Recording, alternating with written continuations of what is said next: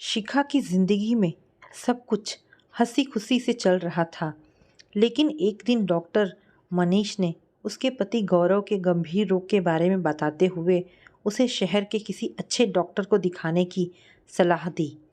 सहूलियत के लिए उन्होंने किसी डॉक्टर अजीत के नाम एक पत्र भी लिख कर दिया था।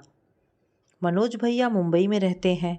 शिखा ने उनसे फ़ोन पर बात करके पूछा तो कहने लगे, अपना घर है, इसमें पूछने वाली बात क्या है। तुमने पूछा है, इसका मतलब हम लोग गैर हो गए। और ना जाने कितना कुछ कहा था। इसके बाद ही उन लोगों ने मुंबई जाने का कार्यक्रम बनाया। यद्यपि वह माया भाभी को सही रूप से पहचानती थी, पर गौरव तो कहते नहीं थकते थे कि मुंबई वाली भाभी बिल्कुल माँ जैसी हैं। तुम तो बेवजह उन पर शक करती हो। फिर भी शिखा अपनी तरफ से पूरी तरह तैयार होकर आई थी कि जो भी कुछ होगा उसका सामना करेगी। वे दोनों लगभग 2 बजे दिन में मुंबई पहुंच गए। स्टेशन से घर पहुंचने में कोई परेशानी नहीं हुई। नहा धोकर खाना खाने के बाद गौरव आराम करते करते सो गए और शिखा बर्तन धोने में व्यस्त हो गई। यद्यपि सफ़र की थकान से सिर दर्द हो रहा था, फिर भी रसोई में लग गई ताकि माया भाभी को कुछ कहने का मौका ना मिले। शाम को 6 बजे अस्पताल जाकर चेकअप कराना है, यह बात उसके दिमाग में घूम रही थी। उसने 1 घंटा पहले ही जरूरी कागज़ों तथा डॉक्टर मनीष के लिखे पत्र को सहेज कर रख लिया था। चूँकि पहला दिन था और सायन जाना था, इसीलिए वह 1 घंटा पहले ही घर से निकली थी। उन्हें डॉक्टर अजीत का क्लिनिक आसानी से मिल गया था। उसने दवाई का पुराना पर्चा और चिट्ठी पकड़ा दी, जिसे देखकर उन्होंने कहा था, ज़्यादा चिंता की बात नहीं है, 15-20 दिनों के इलाज से देखेंगे, संभावना है ठीक हो जाएंगे, वरना इनको ऑपरेशन करना पड़ेगा। परंतु डरने की कोई बात नहीं, सुबह शाम सैर करें और नियमित यहाँ से इलाज कराएं। वह लोग उनकी बातों से आश्वस्त होकर पूछते पूछते बस स्टॉप तक आए। वहाँ से घर तक के लिए बस मिल गई थी। उन्होंने एक दुकान से केक, बिस्कुट और कुछ फल खरीदे तथा घर के लिए चल दिए। उसके हाथों में इतना सारा सामान देखकर माया भाभी बोली थी, इस तरह फिजूल खर्ची मत करो। घर के घी से बने बेसन के लड्डू तो लाई हो, गुजिया भी है, फिर इन्हें खरीदने की ज़रूरत क्या। उनकी बात काटते हुए शिखा ने कहा, शहर के बच्चे हैं, घर में बनी मिठाई तो खाएंगे नहीं, इसीलिए केक बिस्कुट ले लिए हैं। ठीक है, कहकर उन्होंने एक लंबी सांस भरी। भैया ऑफिस से आ गए थे। उन लोगों को देखकर भैया और बच्चे खिल से गए। उसने और गौरव ने भैया के पैर छुए और बच्चों ने उन लोगों के। भाभी बैठे बैठे सब्जी काट रही थी। शिखा को बहुत थकान महसूस हो रही थी, थोड़ा आराम करना चाहती थी, पर तभी पता चला कि भाभी की तबीयत ठीक नहीं है। उसने माया भाभी से कहा, आप आराम कर लीजिए, रसोई मैं बना लूँगी। दूसरे दिन सुबह सूरज निकलने से पहले वह गौरव को सैर कराने ले गई। जैसा भैया ने बताया था, लेन पार करते ही पार्क दिखाई दिया। यहाँ यह देखकर बहुत अच्छा लगा कि इधर उधर घास पर लोग चहलकदमी कर रहे थे। वह दोनों एक बेंच पर बैठे ही थे कि एक सज्जन ने इन्हें उठाया और बोले, चलिए उठिए, आप घूमने आए हैं या बैठने। वे लोग उनके साथ थोड़ी देर तक घूम फिरकर वापस उसी बेंच पर आकर बैठ गए। फिर उन लोगों ने एक दूसरे का परिचय लिया। उन्होंने अपना नाम अजय बताया। उनकी बेटी रिया 9वीं कक्षा में पढ़ रही है तथा उनकी पत्नी ने आत्महत्या की थी। यह पूछने पर कि दूसरा विवाह क्यों नहीं किया, वे बोले, दूसरे विवाह के लिए कोई उपयुक्त साथी नहीं मिला। उनका दुख एक मौन दुख था, क्योंकि पत्नी की आत्महत्या से रिश्तेदार व अन्य लोग उन्हें शक की नज़र से देखते थे। वे आत्महत्या से अपने आप को अस्तित्वहीन सा समझ रहे थे। गौरव ने उन्हें समझाया, देखिए अजय जी, आपकी बेटी ही आपकी खुशी है, वही आपके अंधेरे जीवन में खुशी के दीप जलाएगी। उसके बाद वे दोनों घर वापस आए तो भाभी अभी अपने कमरे से बाहर नहीं निकली थी। भैया उस समय ब्रश कर रहे थे।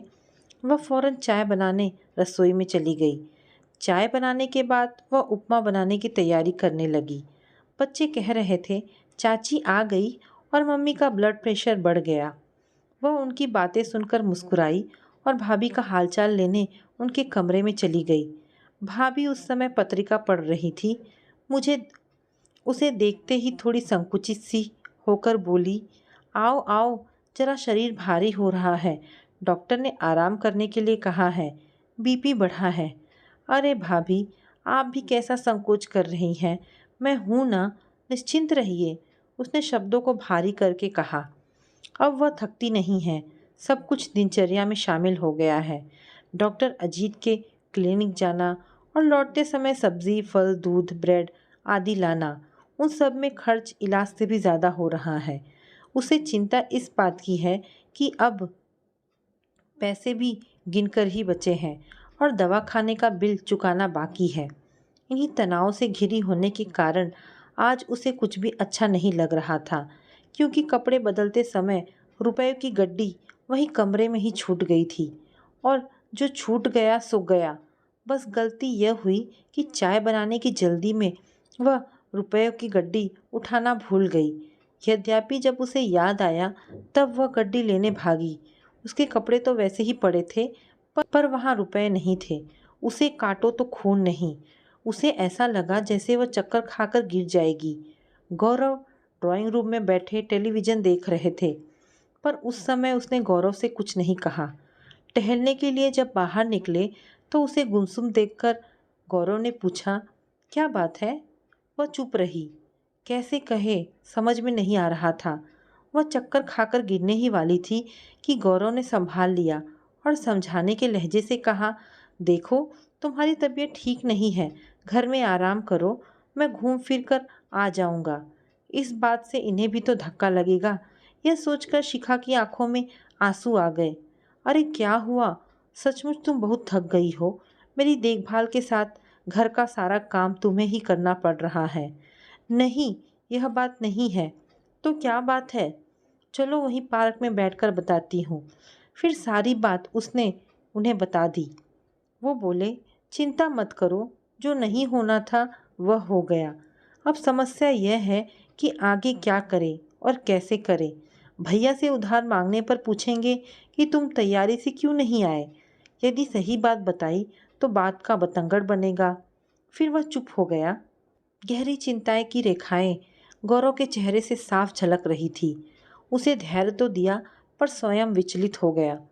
अजय जी भी हर दिन की तरह चेहरे पर मुस्कान लिए अपने समय पर आ गए। उन लोगों ने झिझकते हुए उन्हें अपनी समस्या बताई तथा मदद करने के लिए कहा।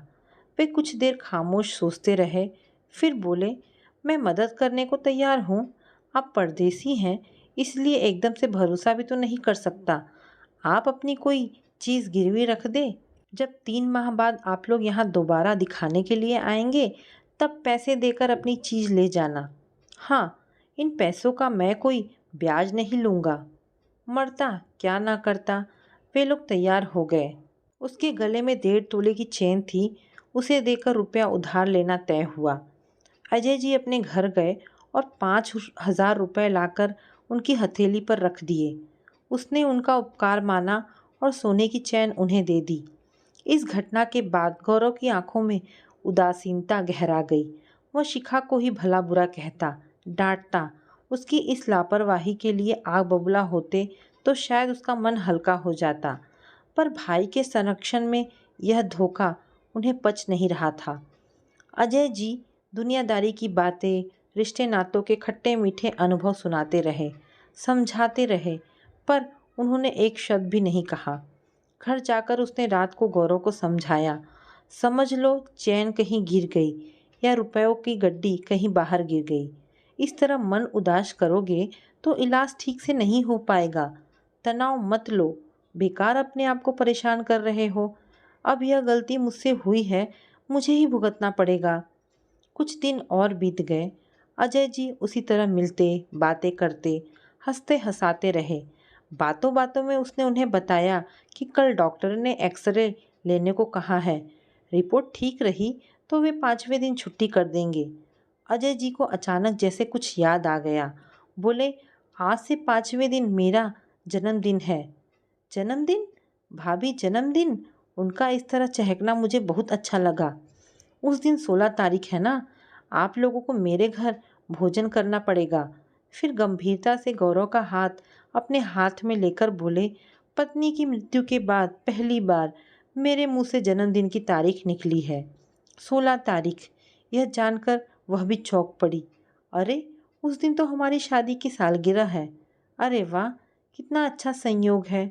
अजय जी, उस दिन यदि रिपोर्ट अच्छी रही तो आप और आपकी बेटी हमारे साथ बाहर किसी अच्छे रेस्टोरेंट में खाना खाएंगे।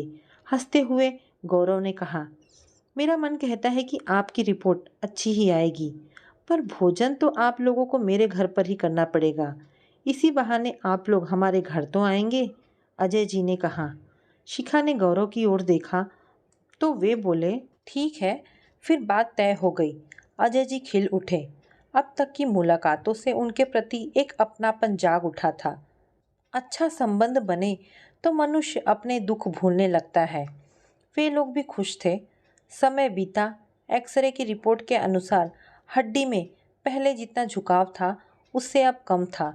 डॉक्टर का कहना था कि ऐसी ही प्रगति रही तो ऑपरेशन की ज़रूरत नहीं पड़ेगी। नियमित व्यायाम और संतुलित भोजन जरूरी है। इन्हीं 2 उपायों से अपने आप को ठीक से दुरुस्त करना होगा। उसे अंदर ही अंदर बड़ी खुशी हुई। ऑपरेशन का बड़ा संकट जो टला था, डॉक्टर ने दवाइयाँ लिख दी थी। 3 महीने के बाद एक्सरे द्वारा जांच करानी पड़ेगी। डॉक्टर का कहना था, हड्डी को झुकने से बचाना है। उसने बिल चुकाया और डॉक्टर को धन्यवाद दिया। कुछ दवाइयाँ खरीदी और फिर वहीं एक नज़दीकी दुकान से अजय जी को जन्मदिन का उपहार देने के लिए कुर्ता पजामा और मिठाई का डब्बा खरीदा। फिर हमेशा की तरह सब्जी वगैरह लेकर वे लोग घर आ गए। गौरव ने भाभी से रिपोर्ट के बारे में बताया और कल सुबह लौटने की बात कही। भाभी पहले तो तटस्थ बैठी थी, फिर चौंक कर बोली, अरे चले जाना 2-4 दिन और रह लो। फिर अफसोस जाहिर करती हुई बोली, इस बार तो सब तुम्हें ही करना पड़ा। तुम ना होती तो पता नहीं कैसे चलता। ऐसे समय नौकरानी भी छुट्टी लेकर चली गई। कहते हैं ना, मुसीबत चौतरफा आती है। अरे भाभी, किया तो क्या हुआ, अपने ही घर में किया। शिखा की आवाज़ में कुछ चिढ़ने का लहजा आ गया था। शाम को वे लोग अजय जी के घर गए। साफ सुथरा सजा हुआ प्यारा सा घर। फिल्मी हीरोइन जैसी सुंदर बेटी रिया। देखते ही उसने हाथ जोड़कर उन लोगों को नमस्ते किया। शिखा ने तो उसे अपने गले से लगा लिया और उसके माथे पर एक चुंबन धेड़ दिया। गौरव ने उसके सिर पर हाथ फिराते हुए आशीर्वाद दिया। वह अपनी नज़रों की चारों ओर दौड़ा रही थी, तभी अजय जी की आवाज़ गूंज उठी और सबने एक दूसरे को बधाइयाँ दी। उसने मिठाई का डिब्बा रिया के हाथ में और कुर्ता पजामा का पैकेट अजय जी के हाथ में थमा दिया। भोजन टेबल पर लगा था। हंसते मजाक करते सब लोग भोजन का आनंद ले रहे थे। हर चीज़ स्वादिष्ट बनी थी। वे लोग सारी औपचारिकताएं भूलकर आपसे तुम पर आ गए थे। अजय जी कह रहे थे कि 3 माह बाद जब दोबारा आना तब यहीं ठहरना। देखो भाई, संकोच मत करना।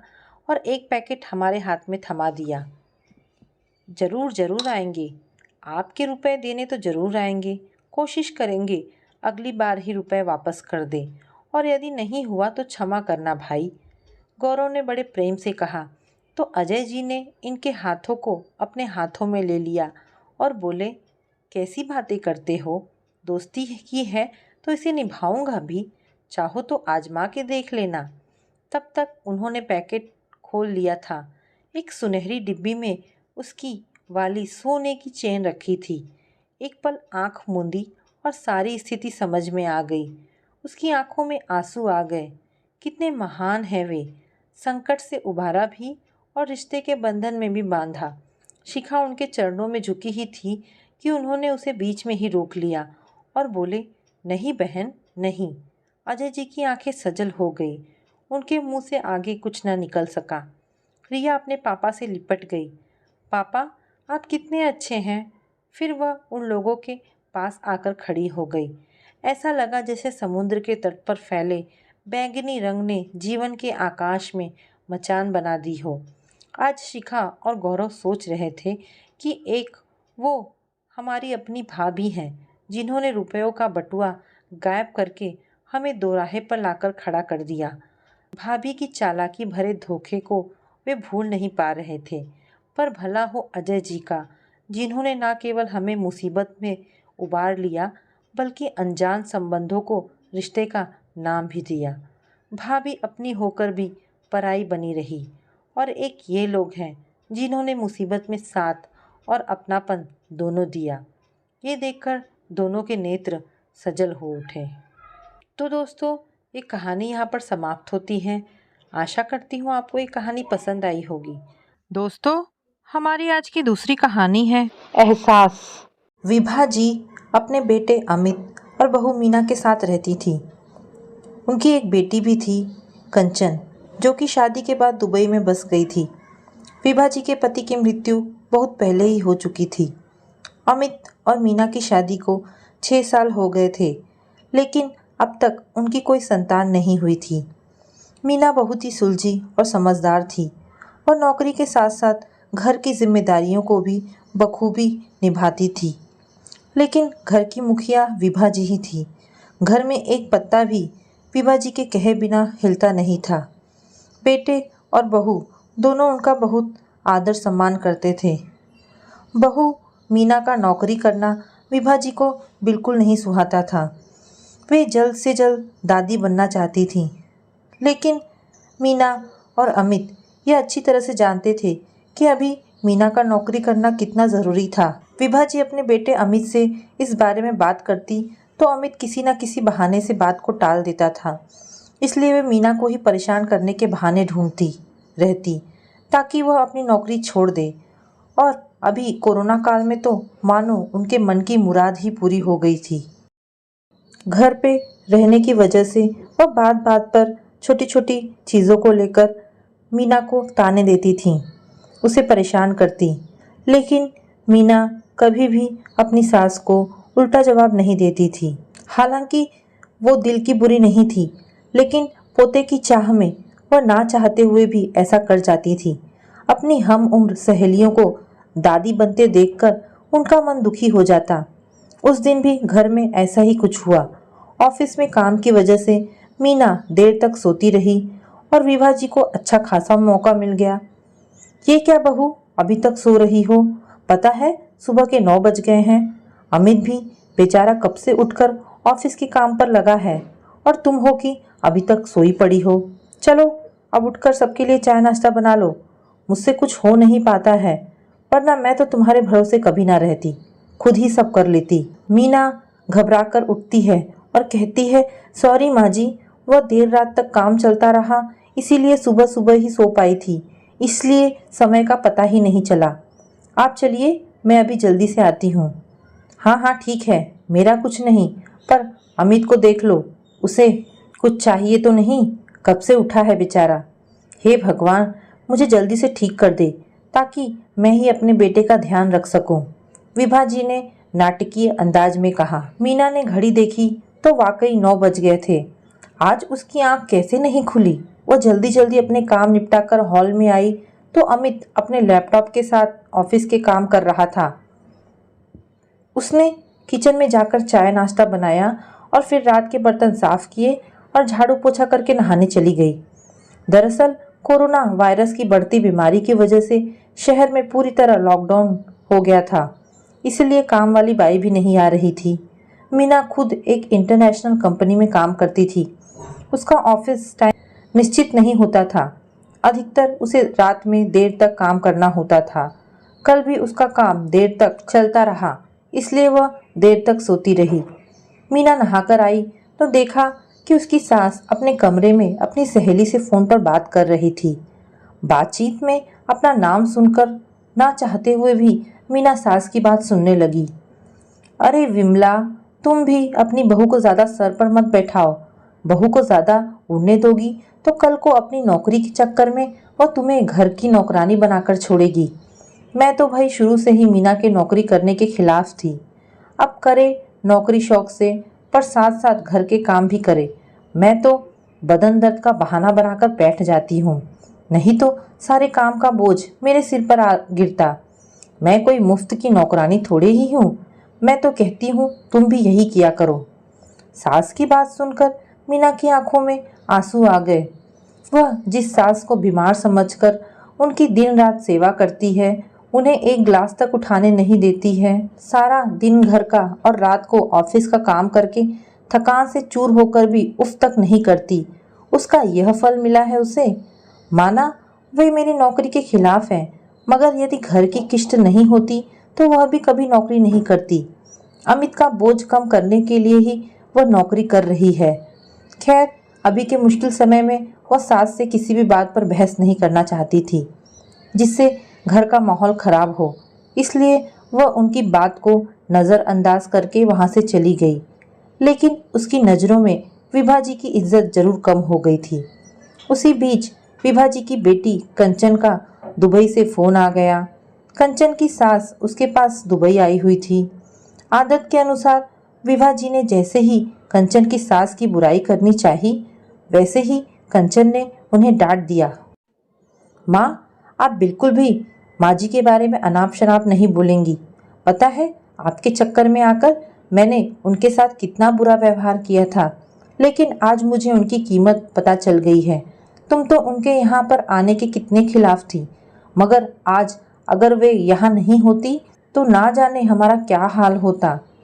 तुम्हें तो पता ही है कि मेरा नौकरी करना कितना ज़रूरी है। कोरोना ने यहाँ भी ऐसा कहर ढाया है कि घर से ही सब करना पड़ रहा है। बिट्टू का बेबी केयर सेंटर भी बंद है। मैं और राजीव फुल टाइम बिजी रहते हैं। ऐसे में माँ जी ने ही अकेले बिट्टू के साथ साथ पूरे घर का सारा काम संभाला हुआ है। मुझे कुछ भी नहीं करने देती हैं। अगर वे नहीं होती तो माँ हमारा क्या होता, यह सोचकर ही रोंगटे खड़े हो जाते हैं। सच में माँ, वे कोई साधारण महिला नहीं है, बल्कि मेरे लिए तो देवी के समान है। मेरे इतना अपमान करने के बावजूद। और कंचन रोने लगी। उसने फ़ोन कट कर दिया। कंचन की बात सुनकर विभा जी की भी आंखें भर आई। उन्हें अपनी भूल का एहसास हो गया था। मीना तो वाकई उनका कितना ख्याल रखती है। उनकी कड़वी से कड़वी बात का भी बुरा नहीं मानती, उल्टे जवाब भी नहीं देती है। वाकई अभी का समय तो एक दूसरे को हौसला देने का है, सारे गिले शिकवे भुलाकर एक दूसरे की मदद करने का है। तो फिर वे स्वार्थ में कैसे अंधी हो गई थी, इतना कैसे गिर गई थी कि ऐसे मुश्किल समय में अपने ही परिवार की सहायता नहीं कर सकती। उन्हें अपनी गलती का एहसास हो चुका था। उन्होंने उसी समय मीना को बुलाकर उसके सिर पर प्यार से हाथ फेरते हुए कहा, मीना, आज से घर के कामों की आधी जिम्मेदारी मेरी रहेगी। मैंने आज तक तुम्हें जो भी कहा और किया उसके लिए माफ़ी चाहती हूँ बेटा। चलो अब तुम जाकर आराम करो, खाना मैं बना लूँगी। इधर विभा जी का बदला हुआ रूप देखकर मीना की भी आंखों में खुशी के आंसू आ गए और अपनी सास के प्रति उसके मन में फिर से पहले वाला सम्मान वापस आ गया था। दोस्तों, शायद हमारे जीवन में मुश्किल समय आता ही इसलिए है कि हमें एक दूसरे की अहमियत का पता चले। अपनी गलतियों का एहसास होने और आगे बढ़कर माफ़ी मांगने से वाकई इंसान छोटा नहीं बल्कि बहुत बड़ा हो जाता है, विभा जी की तरह। तो दोस्तों, आपको ये सास बहू की कहानी कैसी लगी? अगर आपको ये कहानी पसंद आई हो तो प्लीज़ इसे लाइक एंड शेयर करें। आशा करती हूँ आपको कहानी पसंद आई होगी। धन्यवाद दोस्तों।